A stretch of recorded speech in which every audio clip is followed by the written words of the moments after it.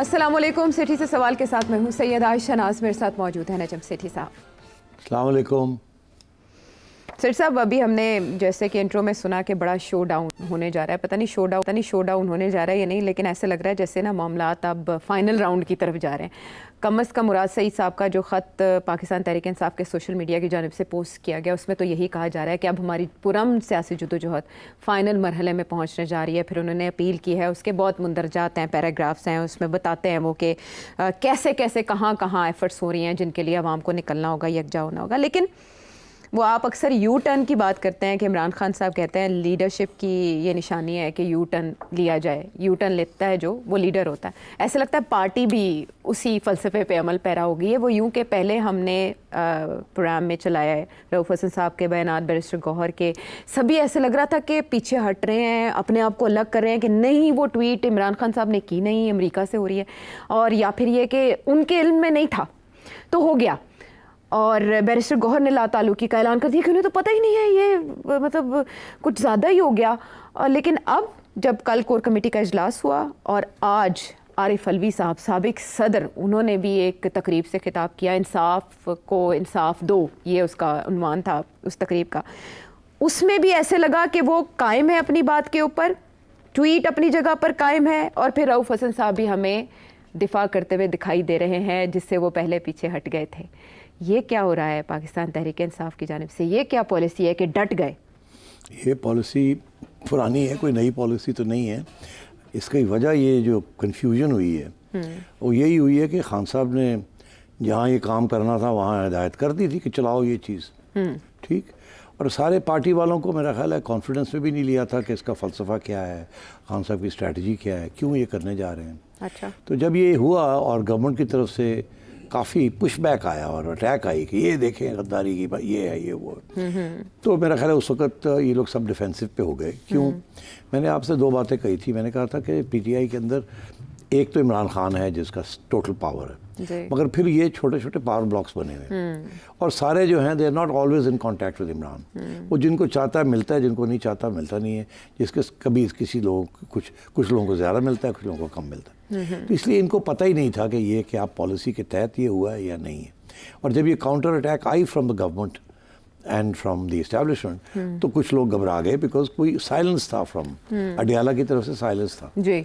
और जो भी लोग उनको मिलने भी गए हुए थे वो भी चुप थे। सो सिर्फ यही पता था कि ये चीज़ हो गई है और इसके ऊपर अब सन्नाटा है और शायद हमसे गलती हो गई है जी। इसलिए फिर वो आपने देखा कल 2 दिन जो पीटीआई जो थी बिल्कुल डिफेंसिव पे थी, मगर मेरा ख्याल है अब उनको बता दिया गया है कि ये पॉलिसी है, कोई डिफेंसिव पे होने की ज़रूरत नहीं है। मैंने खुद ये ऑथराइज़ की है, अपना अकाउंट भी जिसके हवाले किया है, जो भी है उसके ज़रिए ये ट्वीट्स जो चलती है मैं इनको मेरी मलकियत है, ऑन करता हूँ मैं और ये मेरी पॉलिसी के तहत है और आपने बिल्कुल पीछे नहीं हटना। और अब आप इशू करें स्टेटमेंट्स कि इसमें तो कोई गद्दारी नहीं है, कोई कुछ नहीं है। और ये आप बात शुरू कर दी कि जो नवाज शरीफ साहब ने भी 2018 में ऐसी बातें की थी तो उनके वजह से चल रहा था। और आज अगर हम ये बात कह रहे हैं और वो और बात जो कर रहे थे और जो हम आज बात कर रहे हैं वो नोयत तो एक ही है। हम यही कह रहे हैं कि इस्टेब्लिशमेंट इंटरफेयर करती है इलेक्टेड लोगों के मैंडेट के अंदर और आइन के जो आइन के जो तकाज़े हैं, और उसकी वजह से फिर ये जमहूरियत सेटबैक होता है, फिर ये लड़ाई झगड़े होते हैं, रेजीम चेंज होता है, ये सब कुछ होता है। तो उन्होंने एक तो ये 2018 में नवाज शरीफ साहब का जो रवैया था, उन्होंने भी ऐसी बातें की थी जी। उन्होंने भी कहा था कि हम सब प्राइम मिनिस्टर्स को धकेल देते हैं कोने में और फिर हम जब बातें करते हैं तो आपको तकलीफ़ होती है। और यही आपने मुजीब के साथ भी किया था और यही आप इशारा ही कर रहे थे, मेरे साथ भी यही किया। हालांकि कोई नवाज शरीफ का लड़ाई झगड़ा नहीं था एस्टेब्लिशमेंट के साथ, एक आध इशू था छोटा मोटा, कोई बड़ा इशू नहीं था। मगर वहाँ मैंने जब आपसे कहा ना कि फैसले हो चुके थे कि मियाँ को निकालना है और इमरान को लाना है, तो उसमें फिर ये इसकी अहमियत नहीं बनती कि जी मेरी गलती क्या थी। इसीलिए तो वो पूछते हैं कि मेरी गलती क्या थी। वो भी बताओ तो सही मैंने क्या किया था जिसकी वजह से आपने मुझे निकाल दिया। और जजों से भी यही पूछते हैं, तो इस्टेब्लिशमेंट से भी यही पूछते हैं, उस वक्त की इस्टेब्लिशमेंट। आज इमरान खान आपकी इस्टेब्लिशमेंट को वही पूछ रहा है और बाजवा साहब को भी यही पूछता रहा और जो अभी आए हैं उनसे भी यही पूछ रहा है। तो मेरा ख्याल है खान साहब ने जो स्ट्रेटजी अडॉप्ट की है वो कामयाब हो गई है। अच्छा, ये हमें तस्लीम करना चाहिए कि सिर्फ कामयाब नहीं हुई, बैकफुट पे डाल दिया है इस्टेब्लिशमेंट को भी और गवर्नमेंट को भी। 2 दिन पहले ऐसे लगता था कि वो फ्रंट फुट पे हैं और ये बैकफुट पे हैं। जब खान साहब ने इंसिस्ट किया कि इसको चलाएं और मियाँ साहब का भी हवाला दिलवा दिया और ये भी कहा कि मैंने जो अभी खबरें जो पीटीआई वाले कह रहे हैं ऑफिशियली कि हमें खान साहब कहते हैं कि मैंने दिया हुआ अकाउंट चलाने के लिए जी। अच्छा, तो इससे मैं ये समझता हूँ कि again a brilliant stroke bye Khan साहब। जेल में बैठ के वो जिस तरीके से इस मामले को हैंडल कर रहे हैं from his parties point of view, it's nothing short of brilliant. हमें ये तस्लीम करना पड़ेगा। और जब हम ये कहते हैं कि उनकी स्ट्रेटजी जो है इस वक्त कामयाब होने जा रही है या लगता ऐसे है, तो फिर हम ये भी फिर पूछते हैं कि एस्टैब्लिशमेंट और गवर्नमेंट क्या कर रहे हैं, इनकी क्या स्ट्रेटजी है, क्या कर रहे हैं। हाँ, तरले ही करते हैं अभी तो दिखाई दे रहे हैं। मुसद्दिक मलिक साहब ये तो कहते हैं ट्वीट तो हटाओ। अच्छा, अब ये आपने बड़ी अच्छी बात की कि ट्वीट हटाओ। हाँ, जिन्ना कहते हैं ट्वीट हटाओ, नो कहते नहीं कोड लगाओ, रीट्वीट करो, नहीं नहीं कहते रीट्वीट वही नहीं कोड जा रहे। लगाओ। हाँ, लगा रहे हैं उस पे भी। हाँ, तो अब बात ये है कि मैं समझता हूँ कि ये जो आज FIA ने जो नोटिस दिए जी, तीन और ये देते रहेंगे, ये इस किस्म के नोटिस आते रहेंगे, जाते रहेंगे। ये धमकियाँ हैं, ये रिप्रेशन है, इस पे this is the only policy the government is goal कि किसी तरीके से आवाज़ बंद, इनकी जो बोल रहे हैं इनको बंद किया जाए। और वो कामयाब नहीं हो रही, बिकॉज जब भी वो ये बंद करते हैं, किसी को पकड़ के ले जाते हैं या केस वेस कर देते हैं, PTA वालों का पहली बात तो ये है कि वो चुप नहीं होते, वो कहते कर लो। दूसरी बात ये है कि जब उनको पकड़ के भी ले जाते हैं तो जजेस कहते हैं छोड़ दो। तो अब ये अच्छा खासा ये क्राइसिस है, इसमें आपको एडमिट करना पड़ेगा। कल मैंने कहा जाते जाते कि या तो खान साहब एडमिट करें कि ये ट्विटर अकाउंट उनका है और उन्हीं की हदायत के साथ ये हो रहा है, और अगर नहीं करेंगे तो फिर ट्विटर अकाउंट क्लोज हो जाएगा। तो PTA वालों ने आज पॉइंट आउट किया कि ऐसे कोई रूल्स नहीं है कि वन मैन कि अगर मेरा अकाउंट है और मैंने अगर आपको का इस्तेमाल करे और मैं ऑब्जेक्ट नहीं कर रहा, मैं कंप्लेन नहीं कर रहा कि जी ये हैक हो गया है, तो फिर देयर इज नो इशू। और अगर गवर्नमेंट भी ये कहे ट्विटर वालों को कि इसको बंद कर दें, तो इतना आसानी से वो बंद नहीं करेंगे। हाँ, लेकिन जैसे डोनाल्ड ट्रंप का account president of United states, उनका जैसे सस्पेंड हुआ था कुछ अर्से के लिए, फिर रिस्टोर हो गया था इलॉन मस्क के आने से। Situation must have been very different. हाँ, इंसाइटिंग टू वायलेंस ये कहा गया था, यहाँ कोई ऐसी इंसाइटमेंट टू वायलेंस नहीं है। तो और ये फाइनल फैसला ट्विटर करता है। ये आप तो कह सकते हैं कि इंसाइटमेंट टू वायलेंस है, ये भी आप कह सकते हैं incitement to rebellion and revolt within the armed forces, but Twitter may not agree. तो अभी तक तो हमें ये भी नहीं पता कि इन्होंने कंप्लेंट किया है कि नहीं कंप्लेंट किया। सो मैं ये समझता हूँ कि खान साहब का ट्विटर अकाउंट उनसे नहीं छीना जाएगा।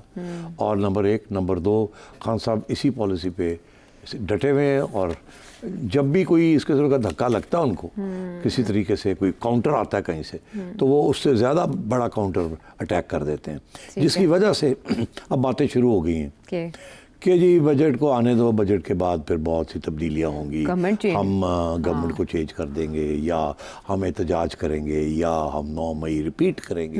ये बातें अब शुरू हो गई हैं। हाँ, ये एक और 9 मई की तैयारी हो रही है, ये भी खबरें चल रही हैं। अज़मा बुखारी साहिबा ने ये कहा है, रमेश कुमार साहब ये कह रहे हैं कि मैं नून लीग की हुकूमत को चलते नहीं देख रहा। तो इसका मतलब है कि ये चीज़ें आगे जाके स्नोबॉल इफेक्ट क्रिएट करेंगे आफ्टर द बजट। देखिए, खान साहब ने जो स्ट्रेटजी बनाई है वो मुझे तो नज़र आ रही है। He was building up to the budget. उन्होंने ये एक टेम्पो बनाया हुआ था जो कि 9 मई के बाद टूट गया। अब लोगों को पकड़ दकड़ हो गई, भाग गए लोग, ये हो गया वो हो गया। उस वक्त एस्टेब्लिशमेंट और गवर्नमेंट कामयाब हो गई। ठीक है। उसके बाद क्या हुआ कि फिर से आहिस्ता आहिस्ता खान साहब ने मोमेंटम बिल्ड करना शुरू किया, और वो मोमेंटम मुझे अब नज़र आ रहा है कि इट्स बिल्ट क्वाइट हाई। ये जो रिसेंट जो चीज़ हुई है उसके ऊपर आई मस्ट से कि गवर्नमेंट के पास कोई जवाब ही नहीं था इसका। शुरू में तो उन्होंने अटैक किया, मगर अब क्या हुआ है, अब अटैक पसपा हो गई है। और सिर्फ पसपा नहीं हुई, अब बड़े अग्रेसिवली उस अटैक को पसपा कर दिया। ये 3 FIA के नोटिस की कोई अहमियत नहीं है। उसके बाद अब जो आगे जो बात है वो नज़र आ रही है, खान साहब कहाँ जा रहे हैं। वो ये इसलिए नज़र आ रही है कि बजट होना है बड़ा टफ। बजट के अंदर बहुत से ख़तरनाक किस्म के इकदाम होने हैं, जिसकी वजह से आवाम के ऊपर बड़ा प्रेशर पड़ेगा। ठीक, अभी आपने देखा एक इशू है जो आगे जाके हम डिस्कस करते हैं, ये पेट्रोल वाला, मगर let's go leave that for a separate discussion.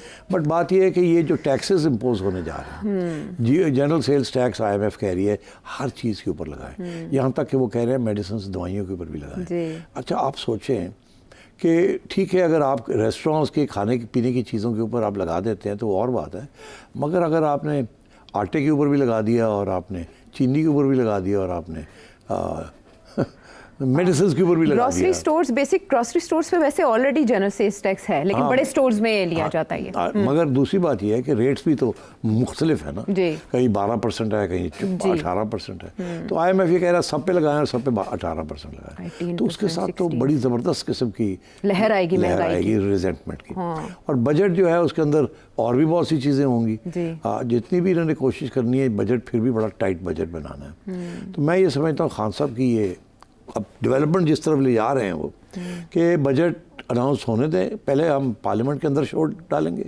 लड़ाई झगड़े करेंगे, मार कुटाई करेंगे अगर ज़रूरत पड़ गई तो, और बताएंगे कि आवाम के लिए हम ये कर रहे हैं। उसके बाद वो बजट पास हो जाएगा, धक्के लगा के वो हो जाएगा 10 पर। वो जितने दिन वहाँ बजट डिबेट होगी उतने दिन खान साहब की पार्टी वहाँ गाली गलौज पे पहुँची होगी और मजमा बना होगा वहाँ। उसके बाद क्या होगा कि ये अनाउंस करेंगे कि अब हम सड़कों में निकल रहे हैं। अब उस वक्त ये टेम्परेचर चेक करेंगे अवाम का, क्या अवाम के अंदर कितनी बेचैनी है, कहाँ ज़्यादा बेचैनी है। KP से शुरू किया जाए, पंजाब में किया जाए, कराची में किया जाए, कहाँ किया जाए, वो स्ट्रेटजी बना रहे होंगे इस वक्त कि वीक जो चेन जो है, सबसे कमज़ोर जगह कौन सी है चेन की, जहाँ चेन को तोड़ सकते दुखती रग, वो कहते हैं weakest link in the chain. अब जाहिर है वो लगता तो ऐसे ही है कि weakest link in the chain is KP। सारा सपोर्ट बेस है उनका, गवर्नमेंट भी अपनी है, वहाँ ठीक ठाक किस्म की एहतजाज भी वो कर सकते हैं। और अगर वो KP से लॉन्च करते हैं एहतजाज, ठीक, और मतलब मैं अब जाना नहीं चाहता, आप कोई कहेगा जी सिटी सजेस्ट कर रहे हैं, मैं नहीं कोई कहना चाहता, मगर मैं इतना ज़रूर कहना चाहता हूँ कि there will be a strategy to protest and कि आवाम को फिर सड़कों पर निकाला जाए। अच्छा, अब May 9 के दो हिस्से थे ना आयशा। एक हिस्सा तो ये था कि एहतजाज करना है, दूसरा ये था कि फौजी इदारों इंस्टॉलेशंस उनके ऊपर करना है। तो अब देखना ये है कि May 9 फुल फ्लैश्ड होगा या सिर्फ एहतजाज ही होगी, या क्या फिर वही कंटोनमेंट्स और इधर उधर फिर उनके लोग जाएंगे। और अगर ऐसे होता है कि स्टेज 2 किस्म की अगर प्रोटेस्ट होती है तो इस्टेब्लिशमेंट का क्या रोल होगा, और अगर स्टेज 1 होती है मीनिंग कि जस्ट प्रोटेस्ट, ठीक है, मजे में डेमोन्स्ट्रेशंस, सिट इन स्ट्राइक्स, तो KP में होंगी तो किसी को फ़र्क नहीं पड़ेगा, KP गवर्नमेंट का प्रॉब्लम है वो। इसी तरीके के साथ अगर कराची में छोटी मोटी होती है तो कोई प्रॉब्लम नहीं। पंजाब में होगी तो प्रॉब्लम होगा, क्योंकि उसकी वजह यह है कि एक तरफ मरीम नवाज शरीफ की हुकूमत है, नून लीग की हुकूमत है, वो तो ये नहीं चाहेगी कि उस तरीके से अवाम के साथ डील किया जाए जिस तरीके के साथ केयरटेकर गवर्नमेंट मोहसिन नकवी साहब ने किया था। मगर आपने देखें कि जो पुलिस के जो सीनियर अफसर हैं जिन्होंने May 9 के लोगों को कुचला, वो ही वहीं बैठे हुए हैं अभी भी। और वो इसलिए नहीं कि उनको मरीम चाहती है, वो इसलिए बिकॉज एस्टैब्लिशमेंट ने उनको वहाँ बैठाया है कि अगर कोई ऐसी बात हुई we have to do the same thing again. तो डेफिनेटली गड़बड़ तो हो रही है और गड़बड़ होने और जा रही है। अच्छा, मगर ये सबसे बड़ी ख़तरनाक बात ये है कि ये कितनी देर चलेगी। सही बात है, और कब जाके वो चेन टूटेगी या नहीं टूटेगी, और IMF और डोनर्स का क्या रिएक्शन होगा और इस्टेब्लिशमेंट का क्या रिएक्शन होगा, और ये गवर्नमेंट जो है जो कि फ्रंट फेस है ऑफ द हाइब्रिड रेजिम, क्या ये संभाल सकेगी या नहीं संभाल सकेगी। These are questions that will come up in the next 15-20 days and we will have to discuss them. My fear is that there is no strategy in the government or in the establishment. और जो strategy अगर default strategy की तरफ ये जाएंगे तो फिर वो तो हम सबको पता है कि वो क्या है। फिर अगला सवाल ये आएगा कि क्या वो कामयाब होगी या नहीं कामयाब होगी, इंटरनेशनल कम्युनिटी उसको मानेगी या नहीं मानेगी, संभाल सकेंगे इस मुल्क को इन एन अनडेमोक्रेटिक फैशन, सब।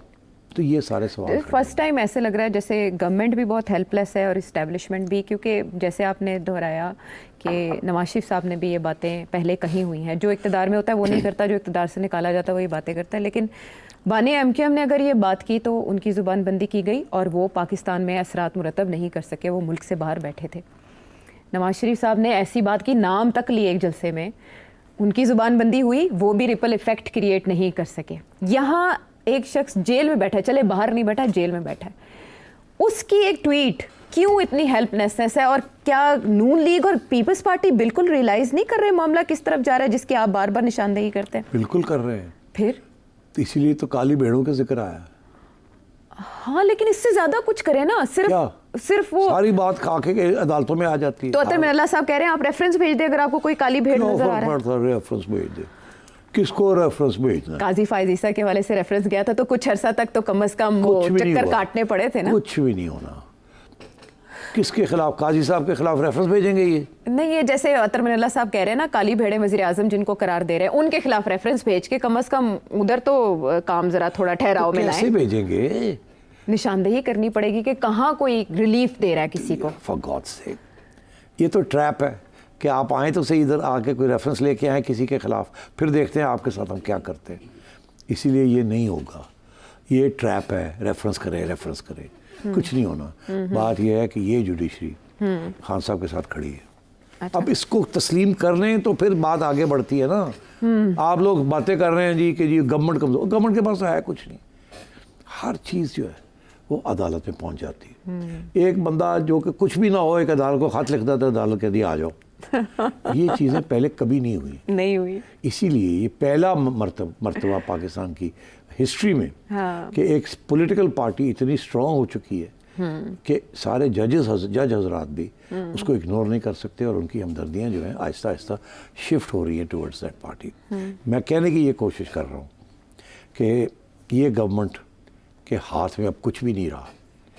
ये अब कुछ भी नहीं कर सकती एक्सेप्ट मेक ऑर्डर्स, ब्यूरोक्रेसी को लेके आगे बढ़े, नंबर 1। नंबर 2, जहाँ तक खान साहब का मामला है वो इनके हाथ में पहले दिन से नहीं है, वो एस्टेब्लिशमेंट के हाथ में है। अब एस्टेब्लिशमेंट का क्या करेगी? मैंने एक प्रोग्राम में ये कहा था कि जब ये सारे रास्ते बंद हो जाएंगे एस्टेब्लिशमेंट के लिए, क्योंकि at the end of the day establishment भी जुडिशरी के पास जाती है कि जी क्या चीज़ सही है और क्या गलत है। और अगर आजकल हर बात जो गवर्नमेंट करती है और एस्टेब्लिशमेंट करती है वो गलत है जुडिशरी के हिसाब में, तो फिर एस्टेब्लिशमेंट सोचती है कि अब हम क्या करें। वहाँ दो ही सूरतें होती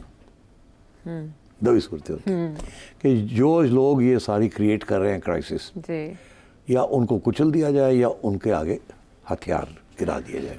अच्छा, ऐसे हुआ वैसे पहले? दो ही ऑप्शंस होते हैं। अब एस्टेब्लिशमेंट जो है उसने आज तक किसी के आगे हाथ तो नहीं, हथियार नहीं गिराए। हाँ। कुचला बहुत, फिर ऐसे ही है ना। और जो उनके पास वो फाइनल, जैसे कहते हैं न्यूक्लियर वेपन क्या होता है जिसके जरिए वो ये कर सकते हैं। न्यूक्लियर ऑप्शन कर दे, वेपन को रहने ही दे। चलो न्यूक्लियर ऑप्शन, तो न्यूक्लियर ऑप्शन क्या है? हाँ। ये बाकी चीज़ें तो ट्राई कर ली, जेलों में डाल दिया, बेलें हो जाती हैं, तो इल्ज़ाम लगा दिया, का कुछ नहीं हुआ। 18 मई के जो 9 मई के जो लोग हैं, मिलिट्री केसेस भी उनके ऊपर हुए, अदालत ने कहा अभी ठहर जाओ, पनिशमेंट नहीं अदा करनी, हमसे पहले पूछो। वो भी रोक दिया सारा। तो कहाँ जाएंगे ये कहाँ जाएंगे? एक ही रास्ता है इनके पास, उसी न्यूक्लियर ऑप्शन कहते हैं। अब बड़ी इंटरेस्टिंग बात है, जब आपके दुश्मन को ये पता हो कि आप न्यूक्लियर ऑप्शन नहीं एक्सरसाइज कर सकते, तो न्यूक्लियर बॉम्ब रखना उसका कोई फ़ायदा कोई नहीं होता। इसका मैं हवाला ये देता हूँ कि पाकिस्तान के पास न्यूक्लियर बॉम्ब है, इंडिया के पास न्यूक्लियर बॉम्ब है। इंडिया पाकिस्तान को कहता है कि चलिए मुआहदा करते हैं कि अगर जो भी हमारे दरमियान में लड़ाई झगड़े होते हैं हम कभी न्यूक्लियर वेपन्स नहीं इस्तेमाल करेंगे। और उसके लिए एक इंटरनेशनल ट्रीटी है जिसे कहते हैं no first strike treaty. Okay. वो क्या है? वो ये है कि हम दोनों ये साइन करते हैं कि I will not be the first to use a nuclear weapon. Okay. वो कहता है I will not be the first to nuclear weapon. हम हक रखते हैं कि अगर आप मेरे ऊपर न्यूक्लियर वेपन इस्तेमाल करते हैं तो मैं फिर आपके ऊपर कर सकता हूँ, मगर मैं पहल नहीं करूँगा। जो भी हो जाए मैं पहल। ठीक है। ठीक। ये एक इंटरनेशनल ट्रीटी है जो कि इंटरनेशनल कम्युनिटी इंडिया और पाकिस्तान को कह रही है कि ये साइन करें। ठीक है।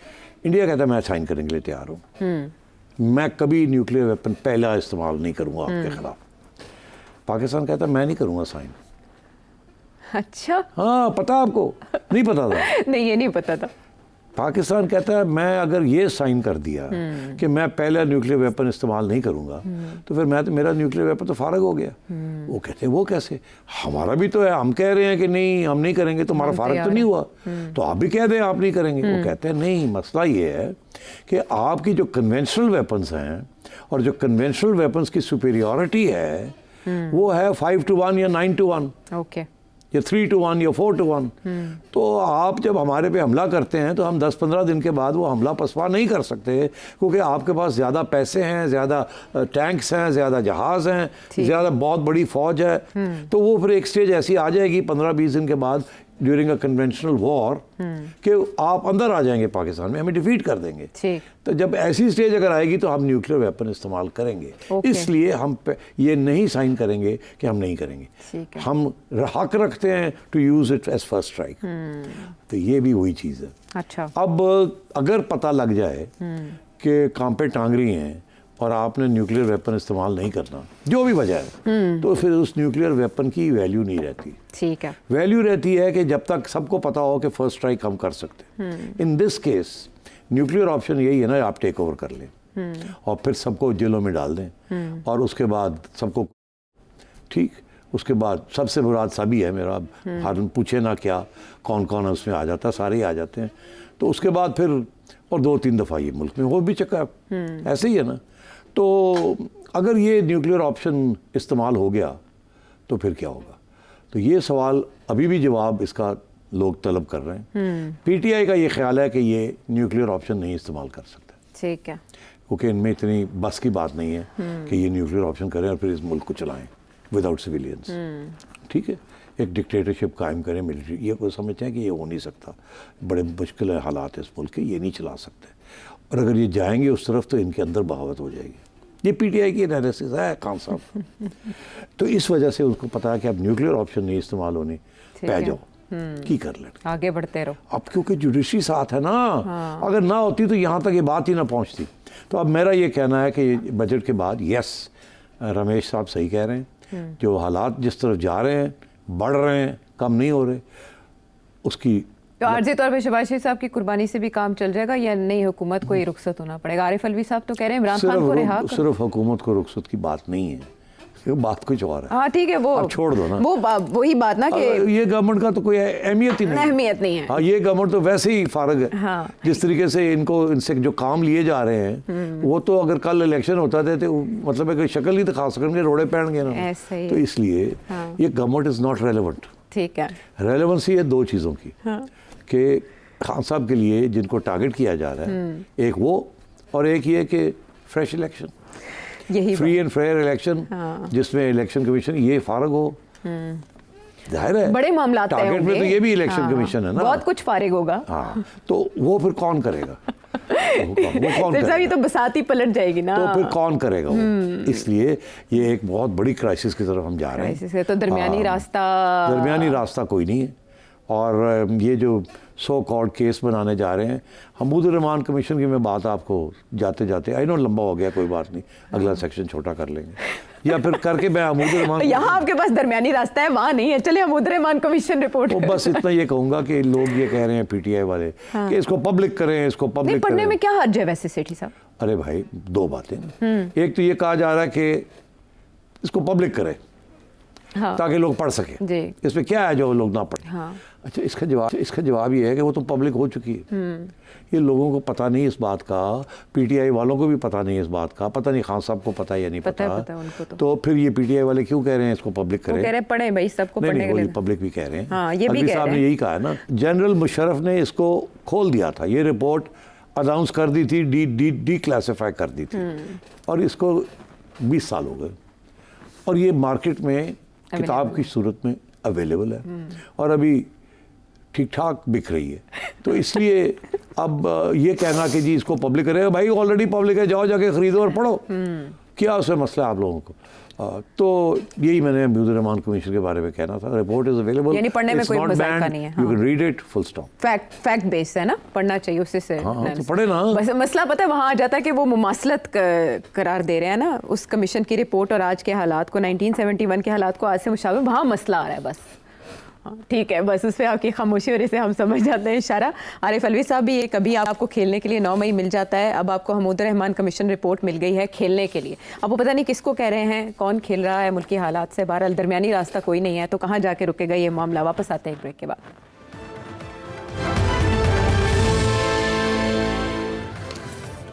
शो में एक बार फिर खुश आमदेद।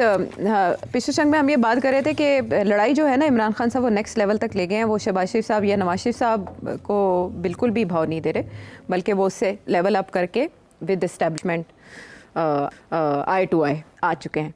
लेकिन दूसरी तरफ हम देख रहे हैं कि गवर्नमेंट ना सिर्फ ये कि हेल्पलेस है, बल्कि वो आवाम में जो अपना इंप्रेशन देने की कोशिश करें कि हम आवाम दोस्त पॉलिसीज़ चाहते हैं, IMF की तमाम तक हिदायत के बावजूद उसमें भी कामयाब नहीं हो पा रहे। लेकिन उस पर वो कहते हैं ना, नहले पे दहला ये हुआ कि कल अचानक ये खबर आई कि पेट्रोलियम मसनूआत की कीमतों में 15 रुपए तक की कमी हो सकती है। आप यकीन करें, हम मतलब दिल शाद बाग हो गया। आप वोट भी दे देते जी वो पता नहीं, वोट देना था। वो ऐसे लगा जैसे एकदम 15 रुपए का रिलीफ, और हुकूमत वाकई कुछ ऐसी पॉलिसीज अडॉप्ट करी है जिसकी वजह से आम आदमी की हालत बेहतर हो सकती है, फिर बाकी मसनूआत की कीमतों में भी कमी हो सकती है। लेकिन रात को 12 बजे जब अनाउंस नहीं हुआ ना, तो ऐसे लगा कोई खिचड़ी पक रही है। फिर 12:30 बजे के करीब जो कीमतें अनाउंस हुई वो 15 क्या 4 रुपए तक की, वो जो कमी जिसका ऐलान किया गया था पेट्रोलियम मसनूआत की कीमतों में। उसके बाद ट्विटर के ऊपर एक बहस शुरू हुई कि वज़ीर आज़म चाहते थे कि 15 रुपए तक का रिलीफ दिया जाए, लेकिन पेट्रोलियम डिवीज़न ने वज़ीर आज़म की हिदायत को, उनकी ख्वाहिशात को नज़रअंदाज किया। ऐसा ही है सेठ साहब? ये देखिए, जो मेरी खबर है वो तो ये है कि ये क्या मैं अब आपको कहूँ, मुश्किल है? नहीं, मुश्किल नहीं है। देखिए, हाँ, शहबाज शरीफ साहब क्या इतने मसरूफ़ थे कि उन्हें पता ही नहीं था कि क्या फ़ैसला काबीना में हुआ है, 15 रुपये का हुआ है या 4 रुपये का हुआ है। और फिर ये क्या जो फाइल पुटअप हुई उनके आगे, वो किसी जिसने पुटअप की और जिसने वो पढ़ी उसमें लिखा नहीं था कि कितनी होनी और कितनी नहीं होनी।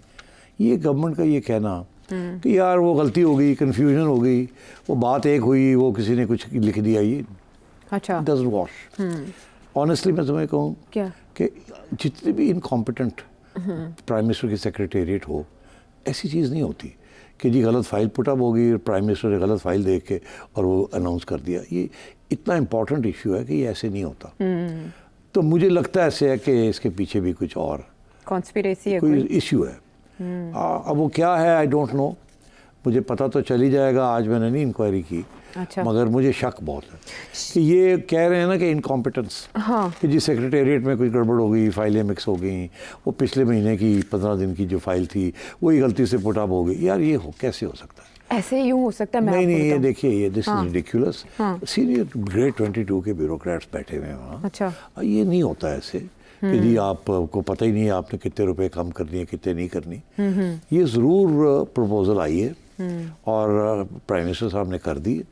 मेरा ख्याल है कि ये शायद चेक भी नहीं किया with the other stakeholders, क्योंकि इन्होंने तो IMF के साथ ऑलरेडी एग्री किया हुआ है कि क्या होगा और क्या नहीं होगा जी। और उसमें मुख्तलिफ इदारों के अपने रोल्स हैं जिसके अंदर कोई इंटरफेरेंस नहीं है। तो जिस इदारे ने ये फिक्स किया था 4 रुपये, 3 रुपये 75 पैसे या 4 रुपये 75 पैसे जो भी है जी, वो तो वो ही चलना था। Prime minister can not change that, these are the rules. तो इसीलिए फिर फाइनेंस वालों ने कहा नहीं, जो अनाउंसमेंट हुई है वही होगी। ये प्राइम मिनिस्टर साहब ने जो अनाउंसमेंट कर दिया ये दिस इज़ नॉट ऑन। अब बात यह है कि क्या इसके पीछे कोई सियासत थी कि क्या प्राइम मिनिस्टर साहब और मॉडल टाउन में और ड्राइव में बैठ के कुछ फैसले हुए कि जी ये इतनी कुछ रिलीफ देनी है आवाम को? वो डर तो लगा हुआ ना कि खान बाहर खटखट आ रहा है दरवाजे, हाँ जी, तो बजट भी आ रहा है और पास भी करना है, तो कोई थोड़ा बहुत सॉफन किया जाए।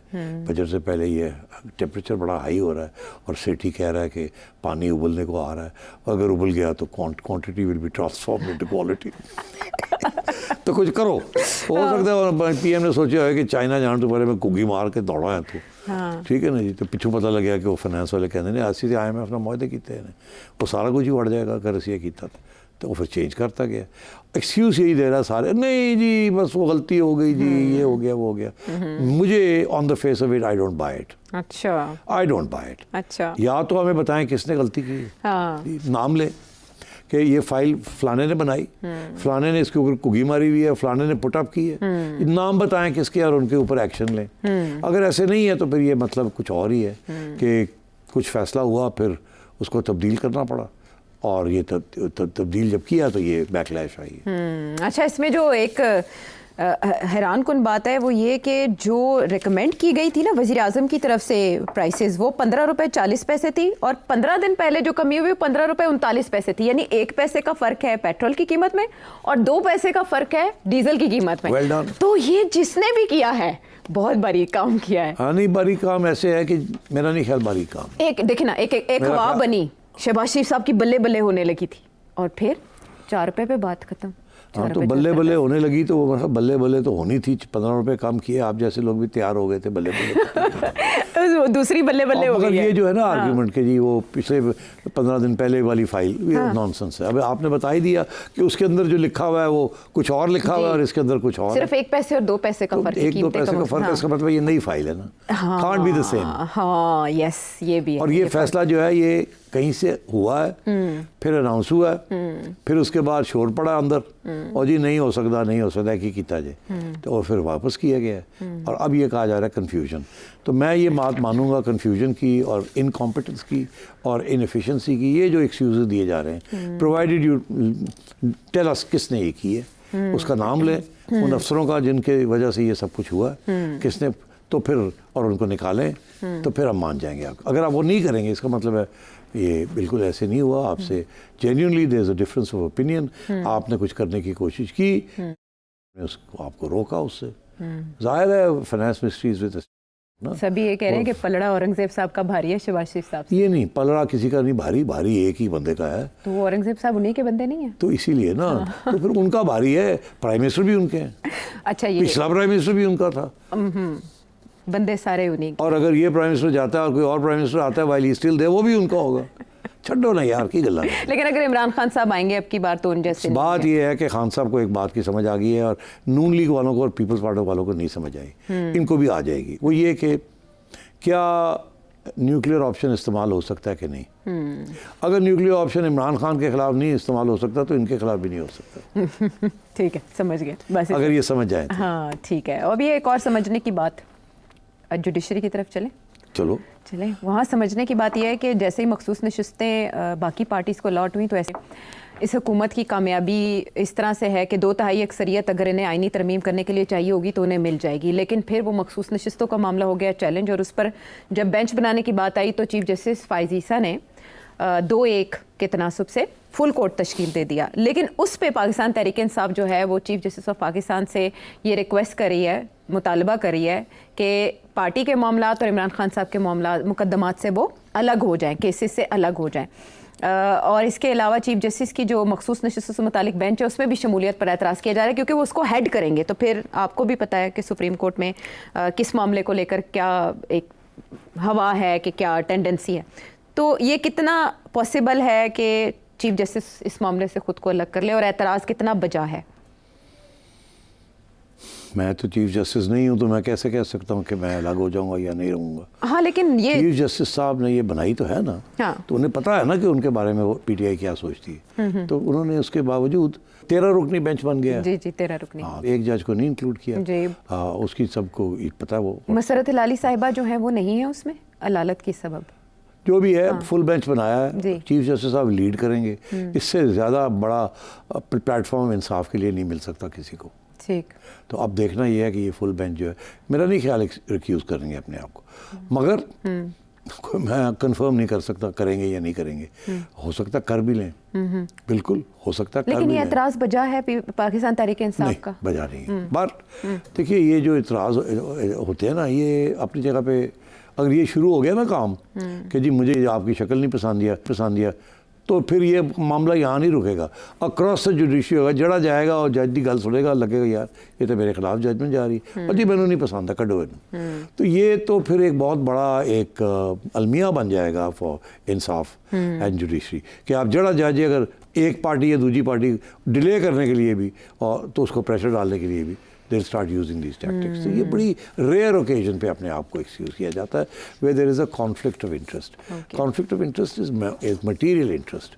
यहाँ कोई मटीरियल इंटरेस्ट नहीं है। यहाँ तो वो कहते हैं आप हमारे खिलाफ जजमेंट देते हैं इसलिए आप ना बैठें, ऐसे नहीं होता। दुनिया में कहीं ये आर्ग्यूमेंट नहीं है फॉर गेटिंग फॉर अ जज टू रिक्यूज हिमसेल्फ। जज ओनली रिक्यूज हिमसेल्फ कि मेरा रिश्तेदार है, ठीक है, या मुझे इससे नुकसान फ़ायदा है इसकी जजमेंट के साथ ज़ाती तौर पर। अगर ऐसी नहीं है तो वही कांट रिक्यूज हिमसेल्फ। और ये प्रैक्टिस नहीं शुरू करनी चाहिए, नहीं तो ये शुरू हो गई तो फिर रुकेगी नहीं है, फिर कोई इंसाफ कहीं नहीं मिल सकेगा। तो मेरा ख्याल है इनको खुद बैठना चाहिए। अगला सवाल ये आएगा कि ये फिर फुल बेंच करेगा क्या। तो अब बात ये है कि पेशावर हाई कोर्ट ने कहा नहीं मिलनी चाहिए, इलेक्शन कमिश्नर ने क्या कहा? नहीं मिलेंगी, नहीं मिलेंगी। हाँ। चैलेंज हुआ सुप्रीम कोर्ट में, सुप्रीम कोर्ट में वहाँ पहले 3 मेंबर बेंच था, 13 रुकनी बेंच बन गया। जी जी। अगर तो ये पिशावर हाई कोर्ट की जजमेंट को सपोर्ट करता है सुप्रीम कोर्ट, फिर तो ये मामला ख़त्म हो जाएगा। और अगर नहीं करता और पीटीआई को निश्चित मिल जाती है, फिर मैं समझता हूँ कि ये क्राइसिस और बढ़ जाएगी, और बढ़ जाएगी, और फिर पार्लियामेंट को चलाना बहुत मुश्किल हो जाएगा। सो इससे ज़्यादा मैं कहना नहीं चाहूँगा। अच्छा, ये पहली बार ऐसी सिचुएशन है कि मामला किसी एक तरफ जाता हुआ दिखाई नहीं दे रहा, और सारे मामले कहीं ना कहीं किसी एक पॉइंट पर जाकर रुक रहे हैं, लेकिन वो होता भी मुश्किल दिखाई दे रहा है। हम वापस आते हैं एक ब्रेक के बाद।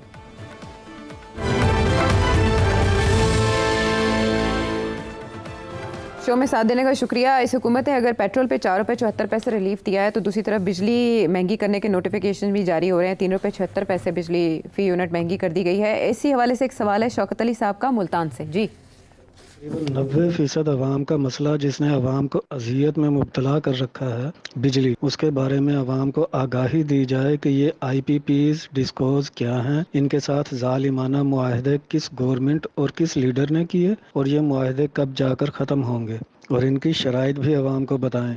हत्ता कि जो कारखाने बंद पड़े हैं अवाम उनको भी फ़ीस यूनिट के हिसाब से अदायगी कर रहे हैं, और ये कैपेसिटी चार्जेस क्या हैं, और क्या इससे बंद पड़े कारखानेदार भी मुस्तफ़ीद हो रहे हैं?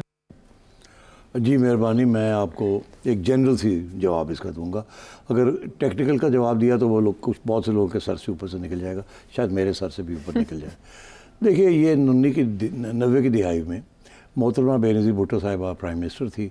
एक एनर्जी क्राइसिस था इस मुल्क के अंदर, तो उस वक़्त ये फ़ैसला किया उस वक़्त की हुकूमत ने कि इंडिपेंडेंट पावर प्रोजेक्ट्स लगाने हैं। प्राइवेट सेक्टर को कहा जाए कि आप पावर प्रोजेक्ट्स लगाएँ, और उस सिलसिले में अमेरिकन एडमिनिस्ट्रेशन के साथ भी बातचीत हुई कि अमेरिका से इन्वेस्टमेंट आनी चाहिए, और कोई आने के लिए तैयार नहीं था, तो इन्होंने कहा कि हम आपको बड़े अट्रैक्टिव रेट्स देंगे।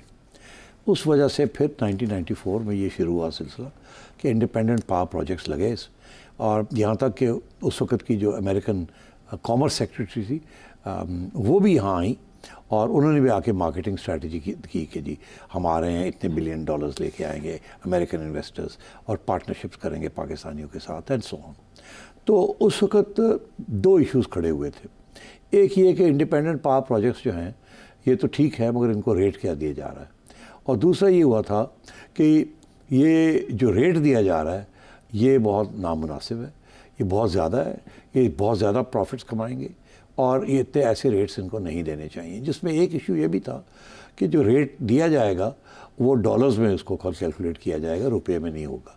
दूसरी बात ये थी कि गवर्नमेंट वादा करे कि कम से कम X यूनिट्स हर पावर प्लांट से, जिसकी जो भी कैपेसिटी है, इतने कम से कम लेगी। अगर नहीं लेगी तो हमें पैसे देगी, क्योंकि हमारे मिनिमम 60% अगर हम चलाएंगे अपने पावर प्लांट्स को तो हमें हमारे पैसे वापस आने शुरू होंगे। अगर हम 50% चलाते हैं तो हमारा नुकसान है जो रेट आप दे रहे हैं, मगर 60% पे आपने हमें मिनिमम 60% बिजली आप हमारी जो भी हम प्रोड्यूस करेंगे ख़रीदेंगे। और दूसरा ये कि जो तेल चाहिए हमें वो भी आप सॉवरेन गारंटीज़ के अंदर हमें उतना तेल देंगे जो मिनिमम कैपेसिटी चार्ज है, जिसे कैपेसिटी चार्ज कहते हैं।